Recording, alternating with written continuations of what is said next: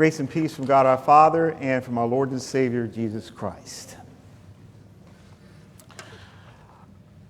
Well, the message today, as you can probably tell from the overhead, is keeping the main thing the main thing.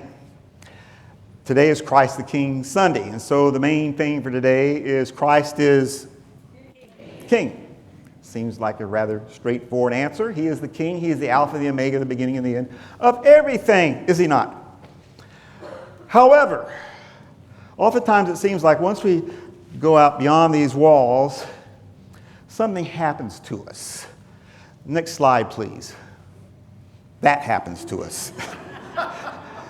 You might realize who this is. Of course, this is the always somewhat disturbed and optimistic New York City bus driver, Ralph Cramden, in the old sitcom Honeymoon series, where Ralph oftentimes thinks, I'm the king, Alice.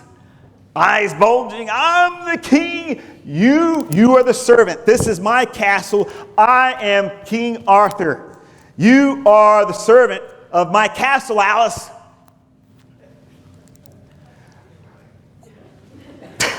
Exactly, that's what Alice would say.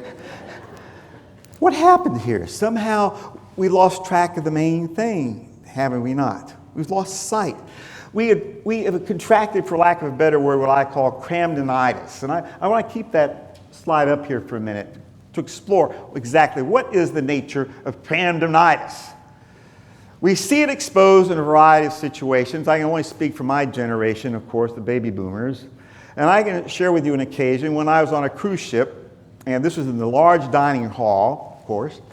And believe it or not, two older gentlemen in their 80s were duking it out in order to determine who was going to get their lobster served first. I could not believe it that these guys were having a slugfest over a lobster in the midst of all these people. Well, needless to say, that at the next port of call, they, along with their families, were thrown off the ship. And there was no reimbursement of any kind. Indeed, when we contract Cramdenitis, some rather sad departures often do take place. Another, for instance, if you've been on a cruise ship, this happens occasionally. Thankfully, it's just occasional. But oftentimes during the main show in the big theater, people will start to stand in line an hour before the door opens. Why? Because they want to go in and reserve an entire row for their party. What happens?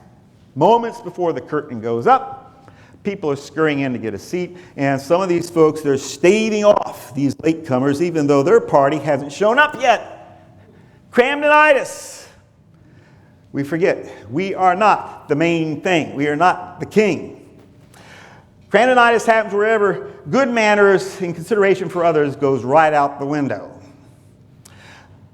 Truth is, though, Cramdenitis isn't the only thing that it just doesn't inflict us people in my age category. It has no consideration for your age or social status or culture. It infects all of us at one time or another. It infects us, for example, in the workplace.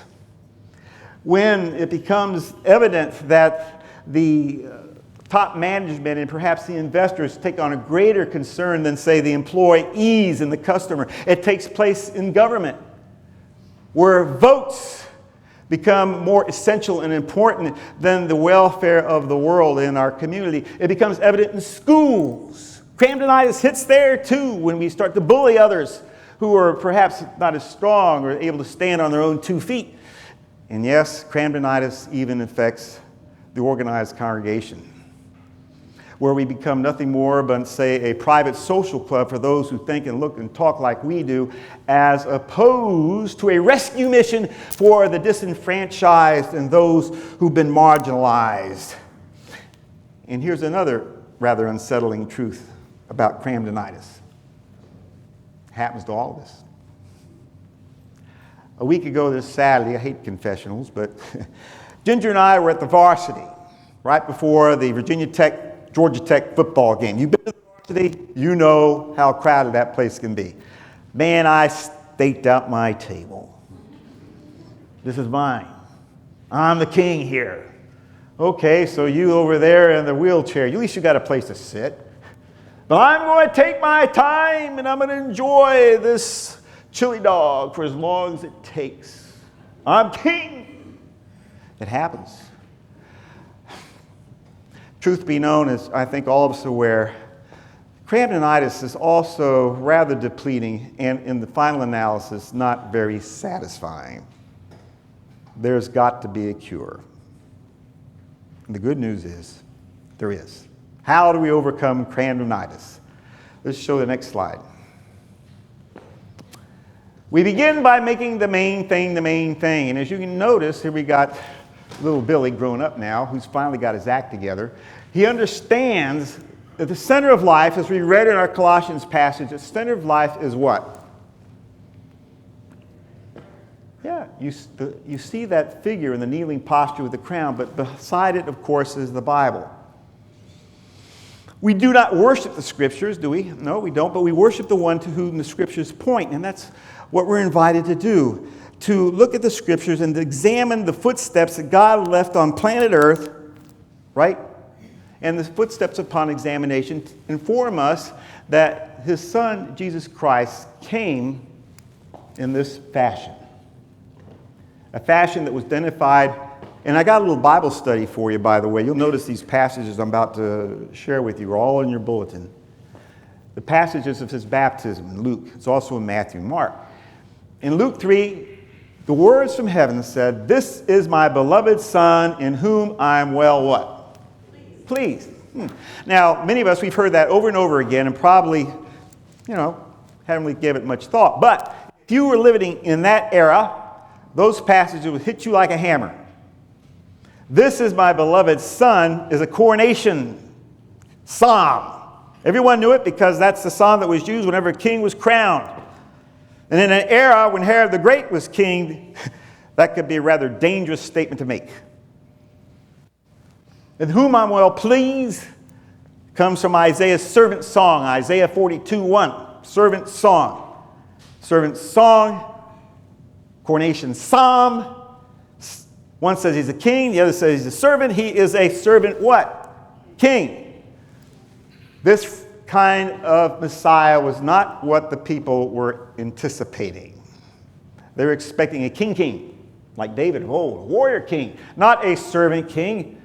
I mean, that concept totally escaped the grasp of their imagination. Impossible. But that's the kind of king he's come to be for us. But there's more. As we heard, for example, in the second reading for today, he says he is the main thing, is he not? He is the image of the invisible God. The invisible God made visible. In him all things, in heaven and on earth, were created. He is before all things, and in him all things, you see all the things around him, hold together. All things. So then, how do we do that? How do we keep the main thing the main thing? So we go drifting out and may have to contract a little bit of Cramdenitis again. How do we do that? Well, there's a variety of scriptural passages, of course, we could use, but the one I would like to bring to your attention is 1 Peter 2:21. 1 Peter 2:21 reads as follows: "For to this you have been called, because Christ also suffered for you, leaving you an example that you should follow in his steps." Leaving you an example that you should follow in his steps. Now, the word example there is the word hypogrammus. That's a pretty important word because hypogrammus, as you may recall, for those of us in my age category, when you were learning how to write, cursive writing, you remember that perfect line of alphabetized letters at the top of the chalkboard? Remember that? And what were we to do? To learn cursive writing, we had to keep trying to replicate each of those letters over and over and over and over and over and over and over again. Now, we never get it perfect, no matter how many times we tried. But the important thing is that we tried, right? And that's what we're invited to do, to keep Jesus the main thing. We examine the scriptures, something that we tend maybe not to do quite as much as we should. Let's face it. A lot of us don't even know whether Chronicles or Colossians is in the Old Testament or New Testament. We may have some understanding of some of the gospel stories. That's somewhat limited, isn't it? We really have to dive in there and examine the footsteps and then try as best we can to follow this servant king. Right? That is how we keep the main thing, friends. Now, finally, this congregation is very blessed. And I'm speaking from the standpoint of people in my age category. Take or give 10 or 20 years. We have the opportunity to model what it is to be an example to our young people.